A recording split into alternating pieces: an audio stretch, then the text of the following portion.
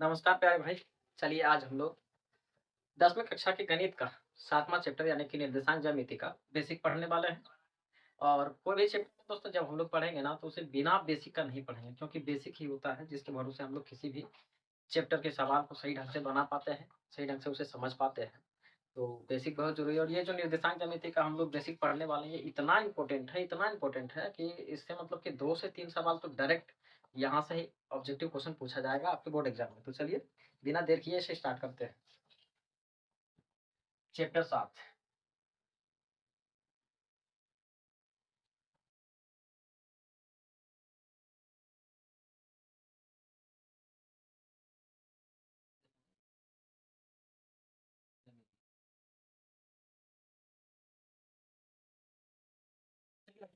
यहाँ पे इसे हम एक तल बोल सकते हैं। इसे मान लेते हैं यह एक तल है, यह एक लाइन है और यह दूसरी लाइन जो एक दूसरे को बिंदु इस जगह पर काटती है। इससे हम लोग जीरो का है मूल बिंदु।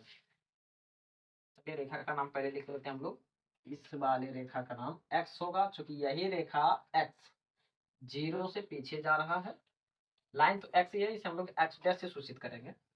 इस रेखा का नाम वाई हो जाएगा और वही लाइन सेम वाई यहाँ तक आया हुआ है, लेकिन ये जीरो से नीचे है, इसे हम लोग वाई डैश बोलेंगे। सबसे पहले देखते हैं कि एक्स अक्ष का और दूसरा नाम क्या होता है। एक्स अक्ष को हम लोग बोलते हैं भुज और वाई अक्ष को हम लोग बोलते हैं कोटि। एक्स अक्ष वाली रेखा को हम लोग क्या कहते हैं, यानी भुज का नाम क्या है, ये जो रेखा खींचा गया है इसे हम लोग कहते हैं क्षैतिज।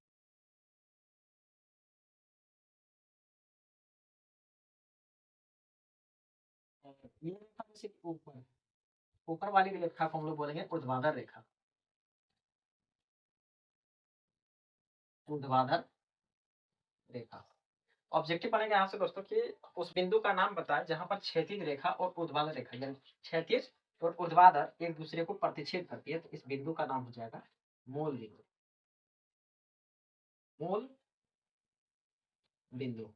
बिल्कुल ध्यान से देखेंगे दोस्तों, चूंकि ये जीरो है, जीरो से अगर हम लोग आगे बढ़ेंगे 1 2 3 4 5 6 7, ये कितना भी ले सकते हैं, अपने मर्जी के ऊपर ये डिपेंड करता है। चलिए लिखते हैं 1 2 3 4 5 6 7। जीरो से ऊपर जाएंगे सारे पॉजिटिव होंगे यानी प्लस है। 1 2 3 4 5 6। 1 2 3 4 5 6, कितना भी ले सकते हैं। चलिए यहाँ पर जब 7 है तो यहाँ भी 7 ही कर देते हैं। 1 2 3 4 5 6 7। अब जब हम जीरो से पीछे जाएंगे सारे के सारे माइनस में हो जाएंगे। जीरो से छोटी संख्या -1 -2 -3 -4 -5 -6 -7। जीरो से नीचे जाएंगे तो सारी संख्या नेगेटिव होगी, माइनस में -1 -2 -3 -4 -5 -6 और ये -7। ये जो हो गया कार्तीय तल है। कार्तीय तल 4 भाग में बटा हुआ, 1 2 3 4। चलिए सामने लिख देते हैं। 1 2, ये हो जाएगा 3 और ये हो जाएगा 4। इसे हम लोग बोलेंगे फर्स्ट क्वाड्रेंट। क्वाड्रेंट इंग्लिश में यानी चतुर्थांश। फर्स्ट क्वाड्रेंट यानी कि प्रथम चतुर्थांश, इसी को हम लोग हिंदी में बोलेंगे प्रथम चतुर्थांश। चतुर्थांश का मतलब हो गया चौथा अंश, यानी ये पूरा कार्तीय तल का ये चौथा अंश है। 4 भाग है, 4 में से एक टुकड़ा अगर हम निकालेंगे तो चौथा भाग का लगा प्रथम चतुर्थांश। ये हो जाएगा द्वितीय चतुर्थांश। द्वितीय चतुर्थांश। ये 3 नंबर में है, इसका नाम हो जाएगा तृतीय चतुर्थांश।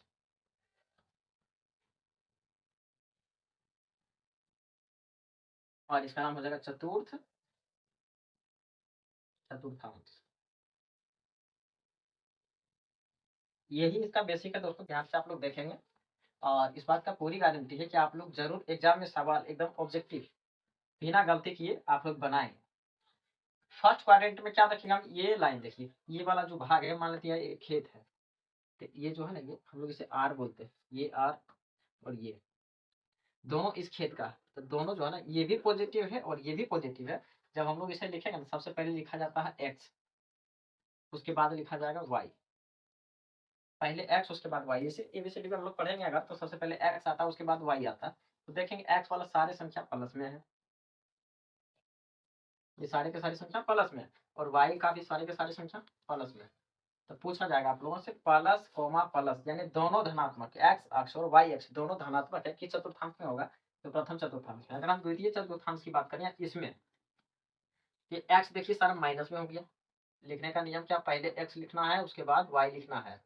तो x का देखेंगे हम लोग, केवल चिन्ह देखेंगे, संख्या से हमें कोई मतलब नहीं है, चिन्ह क्या है, समय माइनस है, x माइनस होगा, और y, तो y इसमें देखेंगे y क्या है, प्लस है। तो पहला माइनस और दूसरा प्लस द्वितीय चतुर्थांश में होगा। अब हम तीसरा चतुर्थांश में देखते हैं इधर, तो सबसे पहले तो x हमें लिखना है, उसके बाद y। तो देखिए ये जो x वाली लाइन है इसमें संख्या माइनस में है, और y भी नीचे अगर देखें तो ये भी माइनस है, तो माइनस कोमा माइनस की चतुर्थांश में तृतीय चतुर्थांश में हो जाएगा।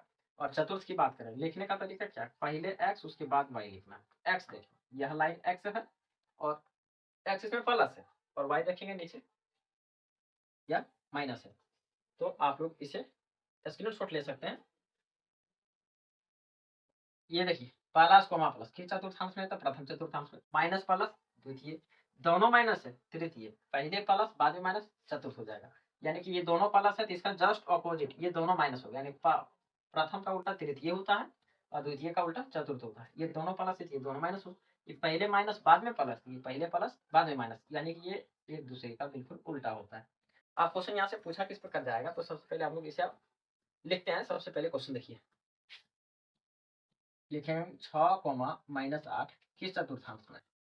हमें संख्या से कोई मतलब नहीं रखना, हमें चिन्ह देखना है कि यहाँ पर दिया क्या है। जैसे 6 अगर देखेंगे इसके आगे कुछ नहीं तो प्लस, यानी पहले प्लस है और इसके आगे माइनस है, संख्या से कोई मतलब है ही नहीं, तो पहले प्लस और बाद में माइनस, पहले प्लस बाद में माइनस, चतुर्थ। इसको हम क्या लिखेंगे, चतुर्थ चतुर्थांश, ये इसका करेक्ट आंसर हो जाएगा। देखिए यहाँ पर हमने मूल बिंदु लिखा हुआ है, मूल बिंदु इस पॉइंट का नाम, यानी कि क्षैतिज रेखा और ऊर्ध्वाधर रेखा जिस बिंदु पर एक दूसरे को प्रतिच्छेद करती है उसे हम लोग मूल बिंदु कहते हैं। और अगर हम x को देखें तो x भी 0 पर मिलेगा, और y को देखें तो y भी 0 पर मिलेगा, इसका मतलब मूल बिंदु का निर्देशांक 0,0 हो जाएगा। मूल बिंदु का निर्देशांक 0,0 होता है। तो यहाँ तक आप लोगों को समझ में आया होगा दोस्तों। चलिए अब इसके आगे हम लोग बढ़ते हैं और ऑब्जेक्टिव क्वेश्चन करने का प्रयास करेंगे।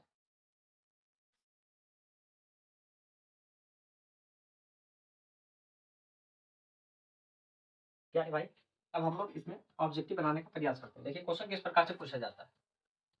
क्वेश्चन नंबर 1, एक्स अक्ष को क्या कहा जाता है।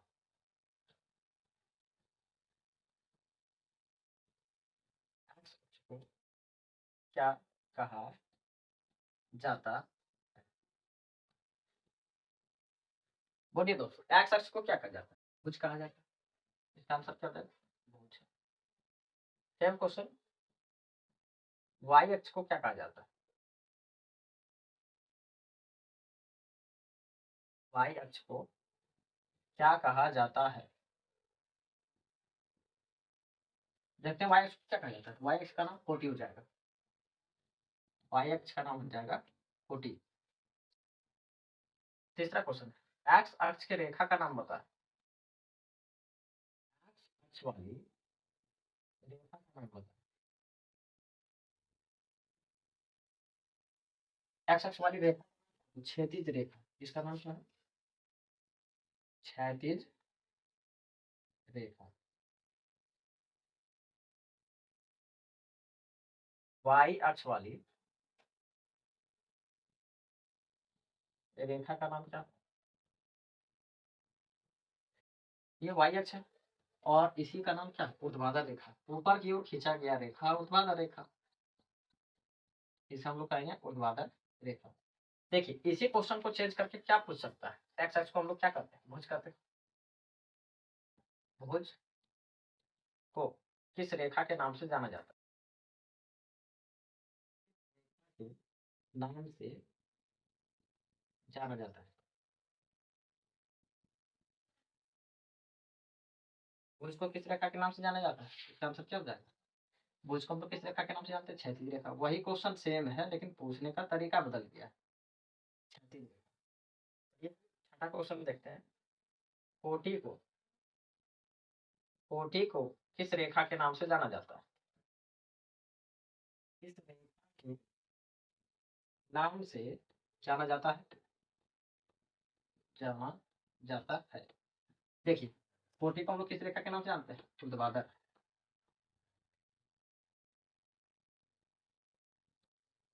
ऊर्ध्वाधर रेखा।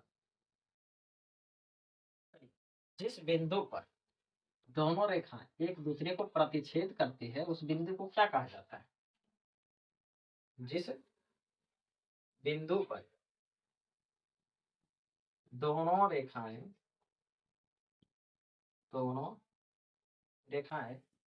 एक दूसरे को प्रतिच्छेद करती है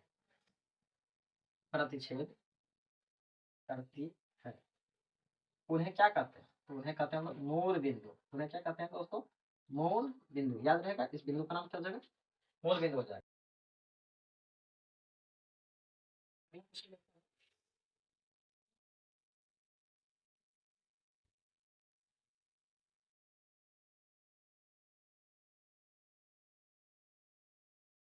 देखिए, कांतीय तल के, इसे हम लोग बोलते हैं कांतीय तल। कांतीय तल को 4 भागों में बांटा गया है, 1 भाग, 2 भाग, 3 भाग, 4 भाग। कांतीय तल के प्रत्येक भाग को क्या कहा जाता है? क्या कहा जाता है? कांतीय तल के प्रत्येक भाग को क्या कहा जाता है? तो चतुर्थांश कहा जाता है।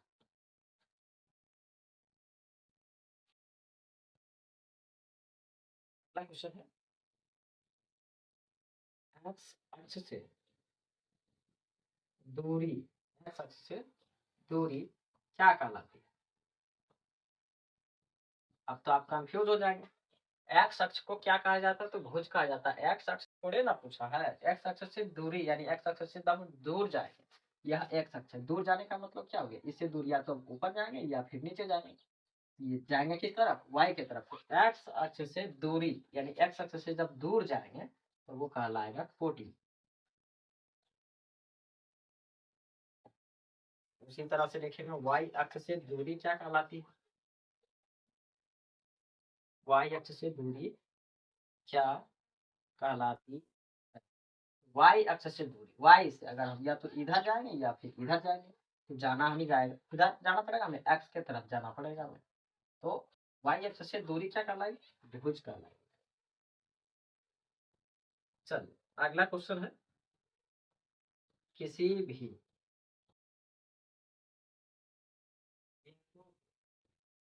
निर्देशांक किस प्रकार लिखा जाएगा? किसी भी बिंदु का निर्देशांक अगर हमें लिखना है तो सबसे पहले हमें लिखना पड़ेगा भुज, उसके बाद कोटि। मतलब दोस्तों, पहले हम लिखेंगे एक्स, उसके बाद लिखेंगे वाई। किसी भी बिंदु का निर्देशांक में पहले हम एक्स। सबसे फेमस क्वेश्चन जो एग्जाम में कई बार पूछा जा चुका है, ये एकदम इम्पोर्टेंट है। तो क्वेश्चन है, मूल बिंदु का निर्देशांक बताएं।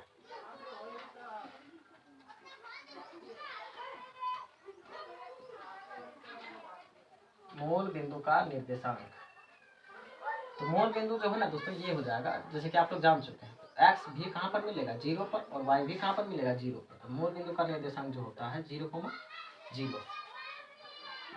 चलिए, अगला क्वेश्चन, प्लस कोमा प्लस किस चतुर्थांश में स्थित है? किस चतुर्थांश में स्थित है? तो प्लस कोमा प्लस यानी कि दोनों प्लस, प्रथम चतुर्थांश में। अगला क्वेश्चन, माइनस कोमा प्लस किस चतुर्थांश में स्थित है? किस चतुर्थांश में स्थित है? पहले माइनस है उसके बाद प्लस, पहले माइनस उसके बाद प्लस, द्वितीय चतुर्थांश में। ये क्वेश्चन लिखते हैं, माइनस कोमा माइनस किस चतुर्थांश में स्थित है? किस चतुर्थांश में स्थित है। तो माइनस और माइनस किस में है? तृतीय में। आंसर हो जाएगा इसका तृतीय। अगला क्वेश्चन है प्लस कोमा माइनस किस चतुर्थांश में स्थित है? किस चतुर्थांश में स्थित है? पहले प्लस उसके बाद माइनस, ये चतुर्थांश में स्थित है। आंसर हो जाएगा इसका चतुर्थांश। तो ये 4 क्वेश्चन पर, 4 फॉर्मूला पर आधारित हम लोग क्वेश्चन करने वाले हैं। जैसे कि मान लीजिए क्वेश्चन पूछा जाएगा आप लोगों से कि 6,-8 किस चतुर्थांश में? तो हमें जैसे कि हम लोग जानते हैं कि हमें संख्या से कोई मतलब नहीं, यहाँ पर कुछ भी रहे ABCD PQR R² TU V 1600 15,000 20 900 कुछ भी रहे, उससे हमें कोई दिक्कत नहीं। संख्या यहाँ पर देखिए प्लस में है और ये किस में है? माइनस में। प्लस कोमा माइनस, देखिए प्लस कोमा माइनस किस में आ जाएगा? चतुर्थांश में। दूसरा क्वेश्चन अगर मान लीजिए लिखा रहा है 2,-6 किस चतुर्थांश में स्थित? -2, -6, यहाँ पर -2 -6 संख्या से मतलब नहीं है, दोनों जगह क्या है? माइनस, दोनों जगह माइनस है। तृतीय चतुर्थांश। बस यही तो क्वेश्चन होगा। आप लिखते हैं जैसे -6,8/1/2 लिख लिया। क्या फर्क पड़ता है भाई? यहाँ तो प्लस है, यहाँ माइनस है। पहले माइनस बाद में प्लस, पहले माइनस बाद में प्लस। द्वितीय चतुर्थांश में। क्वेश्चन आगे लिखेंगे 0,0 किस चतुर्थांश में स्थित है? ये किसी भी चतुर्थांश में स्थित नहीं है, इसका पोजीशन यहाँ पर है। इसे हम लोग क्या करते हैं? मूल बिंदु करते हैं, मूल बिंदु। चलिए आगे क्वेश्चन लिखेंगे AB, C किस चतुर्थांश में? देखिए यहाँ पर प्लस, यहाँ भी प्लस। मेन मकसद हमें क्या है, इस चीज को समझना है कि चिन्ह हम क्या देख रहे हैं। दोनों जगह प्लस, दोनों जगह प्लस है, प्रथम चतुर्थांश है। -P, Q किस चतुर्थांश में? पहले माइनस बाद में प्लस, पहले माइनस बाद में प्लस, द्वितीय। तो हमें उम्मीद है कि आप लोगों को यह जरूर समझ में आया होगा। जैसे मान लीजिए -X, -Y लिखेंगे, भाई दोनों जगह माइनस है, क्या लिखा उससे मतलब नहीं, दोनों जगह माइनस है, तृतीय चतुर्थांश होगा। एक और क्वेश्चन देख लेते हैं 6,-8 किस चतुर्थांश में स्थित है? तो 6 और -1 प्लस है और ये माइनस है, प्लस और माइनस है, चतुर्थ में। अब हम उम्मीद करते हैं कि आप लोगों से यह सब क्वेश्चन कभी छूटने वाला नहीं है। चलिए फिर आगे बढ़ते हैं।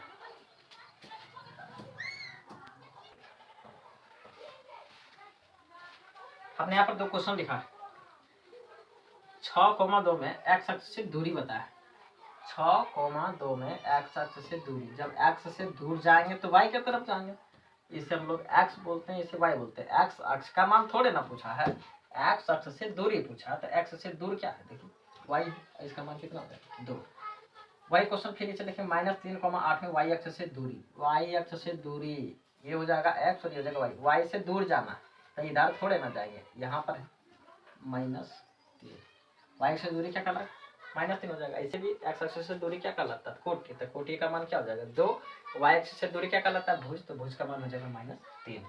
तो देखिए होंगे, देखिए जैसे कि मान लेते यहाँ पर हमें 2 पॉइंट दिया हुआ है, निर्देशांक 2 बिंदु का। मान लेते हैं, माना ए कोई बिंदु है जिसका निर्देशांक है 3,5 और एक बिंदु है बी, इसका निर्देशांक है 2,4। ए का स्थिति हमें लिखना ना, पहले x होता है उसके बाद y होता है। x में 3, देखिए x में 3 कहाँ पर है? यहाँ, और y में 5, y में 5। तो इस 3 को y में 5 तक लेकर के जाना है। ये तो 5 इधर जाएगा, यहाँ पर होगा पॉइंट A और B, ये x होगा और ये y होगा। x में 2 और y में 4, यानी कि 4 को थोड़ा सा लेते हैं और यहाँ से 2। दूसरा पॉइंट है, इसका नाम है B। देखिए 2 बिंदु हो गया A और B, इन दोनों के बीच की दूरी अगर हमें निकालना है, इन दोनों के बीच की दूरी निकालना है, मान लेते हैं इस रेखा को हम सीधा यहाँ पर इसे खींच लेते हैं। पहले हम A लिख लेते हैं, उसके बाद B लिख लेते हैं। A का निर्देशांक क्या? तो पहले 3 उसके बाद 5, इसका निर्देशांक है 3,5 और बी का निर्देशांक है 2 और 4, 2,4। तो दूरी सूत्र लगाना पड़ेगा यहाँ से यहाँ तक निकालने के लिए। देखिए ये हो जाएगा x1 y1, इसका नाम हो जाएगा x1 y1, और इसका नाम हो जाएगा x2 y2। ये पहला बिंदु है तो x1 y1, ये दूसरा बिंदु है तो x2 y2, क्योंकि दूरी सूत्र जो होता है वो होता है x2 माइनस x1 का whole square plus y2 minus y1 का होल स्क्वायर। ये हो गया दूरी सूत्र। इसी का यूज करके हम लोग पूरा 7.1 खत्म करने वाले हैं दूरी सूत्र का। चलिए अगर इसे बनाना चाहे ये क्वेश्चन कैसे बनेगा। दूरी बराबर x2, पहले x2 है तो x2 का मान देखिए कितना लिखा हुआ है 2, माइनस x1 का मान कितना 3, होल स्क्वायर करेंगे प्लस y2 का मान है 4, माइनस y1 का मान कितने 5 स्क्वायर कर, 2 में से 3 माइनस करेंगे तो माइनस में एक आएगा स्क्वायर, प्लस 4 में से 5 घटाएंगे माइनस, एक का स्क्वायर एक हो जाएगा, फिर एक का स्क्वायर एक हो जाएगा, एक और एक कितना हो जाएगा 2। ये जो मात्रक हम लोग निकाले हैं, मात्रक सॉरी दूरी जो निकाले हैं, ये इसका कुछ ना कुछ मात्रक होगा, मीटर सेंटीमीटर किलोमीटर, कुछ ना कुछ तो होता ही है ना, लेकिन यहाँ पर कुछ नहीं दिया हो तो हम लोग इसे इकाई लिखेंगे, इकाई इसका मात्रक हो जाएगा। तो ये था इसका बेसिक दोस्तों दूरी सूत्र है। सही है, आगे बढ़ते हैं।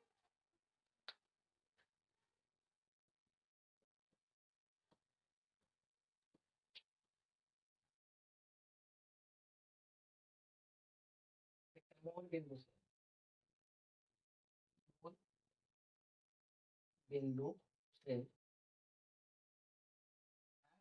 y की दूरी, ये अभी तक एग्जाम में बहुतों बार पूछा जा चुका है दोस्तों। है कितना इजी देखिए, अगर मूल बिंदु से पूछा जाए, किससे पूछा जाए मूल बिंदु से, तो जिसका दूरी पूछे ना उसी का स्क्वायर करके प्लस कर देना, तो x square plus y square, यही इसका आंसर होगा। जैसे अगर हम दूसरा क्वेश्चन देखें, मूल बिंदु से ए कॉमा बी की दूरी, क्वेश्चन से मूल बिंदु से पूछा गया, तो मूल बिंदु से जब पूछा गया तो दूरी किसका पूछा ए कॉमा बी का, तो इसका स्क्वायर करके प्लस कर देंगे, ए स्क्वायर प्लस बी स्क्वायर हो गया। चलिए क्वेश्चन और देख लेते हैं इसी पर, उसके बाद फिर आगे बढ़ेंगे। मूल बिंदु से पी कोमा क्यू की दूरी बताएं। मूल बिंदु से हमें पी और क्यू की दूरी बतानी है, पी का स्क्वायर प्लस